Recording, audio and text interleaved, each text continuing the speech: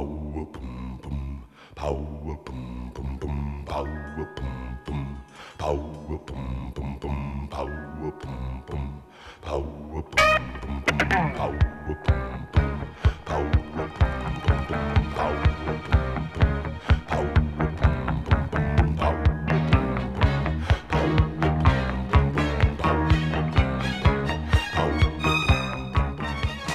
Ja, de Energiemarkt duurt de afsluitende manifestatie van Energiek Wijen in Kolm.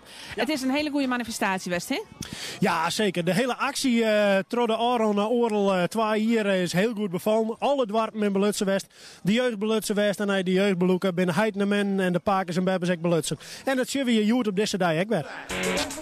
Applaus voor Zilke en Noah Elviga. Die zien natuurlijk voor en dan de eerste prijswinnaar, Jelmer van de Prins Bernhardschool uit Kolm. Zo, en die krijgt een prachtige Lego politiehelikopter, Jelmer.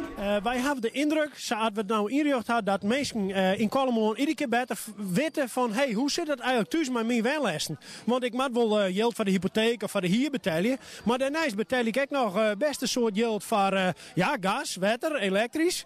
En hoe kan ik daar wat doen? Nou, dat ging gewoon door de knoppen zo en dan wat jij er naar beneden te draaien. Wat warmere kleren te doen. Of het nog weer oors in te vullen. En dat slaagt aardig. De winnaar, daar komen we dan op vanuit de stichting. En de juryvoorzitter heeft het net toegelicht. Mogen wij aanwijzen als winnaar? Het waren de winnaars van het laatste dorp wat wij bezochten. En hoe kan het ook anders dat we dan hier in Kolm weer uitkomen. En dat is bij de familie Van der Pol van de Zwanenblom nummer 11. De Zwanenblom nummer 11, de familie Van der Pol. Nou, kijk eens even aan, ze glunderen. Echt heel erg fantastisch natuurlijk dat zij hier vandoor gaan met deze hoofdprijs. Nee, niet echt verwacht. Ik denk toch na 11 woningen dan zal het vast heel moeilijk worden. Maar ja, heel spannend en heel blij.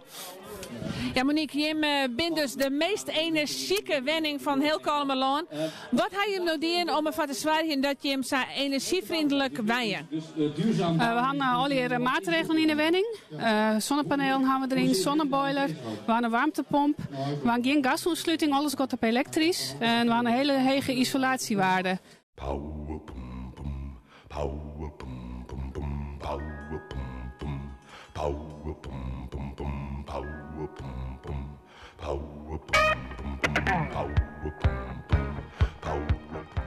Wat heel belangrijk is, wat we nu doen is inderdaad die bewustwording van wat kun je doen? Kun je zelf wat doen? Wil je wat doen? Wat nou heel belangrijk wordt is dat bedrijven uit de regio bevregen worden van nou, wij zoeken best nog wat meiswenning willen. Hoe kunnen we dat het beste doen? Wat kost dat dan? En wat levert dat op? En wat nou heel belangrijk wordt, en dat zien we in gemeenten nog misschien al, is dat ze bezig zijn met ontzorgen vanuit het bedrijfsleven door arrangementen voor de wenning te bieden op het gebied van energie en duurzaamheid. Nou, we leveren ook energie weer om het net. En daar krijgen we elke keer weer een bedrag uit. Dus het levert dus eigenlijk op dat we maar 60 of 70 euro per maand kwijt binnen hoe een energiekosten.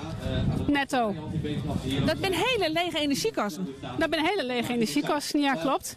En het rendement van de warmtepomp wordt steeds hoger. Want alle warmte die uit de wenning komt, die gaat de groen weer in.